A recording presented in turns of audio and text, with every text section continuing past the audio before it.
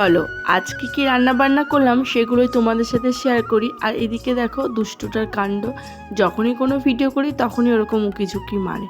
তো করেছিলাম আজকে পেঁপে দিয়ে আলু দিয়ে একটা তরকারি, এতে সেভ আদা জিরে বাটা দিয়েছিলাম আর টমেটো। আর এখানে খানিকটা পেঁপে কুচিয়ে নিয়েছি আর পেঁপেগুলোকে সিদ্ধ করেছি, করব পেঁপের চাটনি। কিভাবে করেছি সেটাও তোমাদের সাথে বলছি। আর জ্যান্ত মাছ যেহেতু কই মাছ, তাই কিন্তু কই মাছগুলোকে আগের থেকে লবণ দিয়ে রেখেছিলাম, তারপরে কেটে আদা জিরে দিয়ে টমেটো দিয়ে পাতলা করে একটু কই মাছের ঝোল করে নিয়েছি।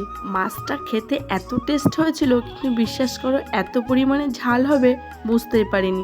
দিদিভাই কিন্তু বলছিল যখন মিক্সিতে বাটনা করে যে এত লঙ্কা দিচ্ছে ঝাল হবে, কিন্তু আমি অতটা বুঝতে পারিনি। যাই হোক, শুষিয়ে আজকে খেয়েছি। তারপরে কিন্তু পেঁপের চাটনি করার সময় কিন্তু খানিকটা তেঁতুল নিয়েছিলাম, সেই তেঁতুলগুলোকে ভিজিয়ে রেখেছিলাম। রাখার পরে চটকে এইভাবে দানাগুলো বের করেছি আর পেঁপেটাকে সেদ্ধ করে একটু সর্ষে ফোড়ন দিয়ে তার মধ্যে চিনি দিয়ে আর তেঁতুলের ওই মিশ্রণটা দিয়ে কিন্তু খানিকক্ষণ বেশ নাড়াচাড়া করলাম। আর বেশ অনেকটা পরিমাণে চিনি দিয়েছিলাম। আর ঘরে যদি থাকে লেবু, নামানোর আগে লেবু দিলে কিন্তু এই পেঁপের চাটনি অসাধারণ টেস্ট হয়। সত্য আর খেজুর থাকলে তো কোনো কথাই হবে না, আজকে যেহেতু ছিল না তাই সেগুলো আর দিইনি, সিম্পলি করেছি। এর মধ্যে ছেলেকে বল বাজার থেকে সার্ফ নিয়ে আয়। আর যেহেতু আগের সপ্তাহে জ্বর এসেছিলো বলে আমরা কেউই রেশনে গেছিলাম না, তাই বললাম রেশন থেকে টাকাটাও নিয়ে আয়। তাই কিন্তু ছেলেকে দিয়ে একটু কাজ করাতেই হচ্ছে।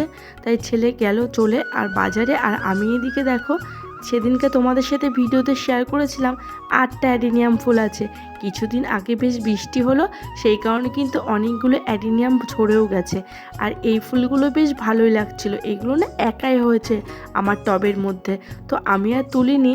আর এখানে যে গাছগুলো সব দেখছো না, এই তার মধ্যে কিন্তু এই গাছটা অনেকটা হেলদি হয়েছে। যেহেতু বাইরে রেখেছিলাম, কিছুটা বৃষ্টির জল পাওয়াতে গাছটা খুব সুন্দর হয়েছে। তো আজকে রান্নাবান্না দিয়ে গাছের ভিডিও শেয়ার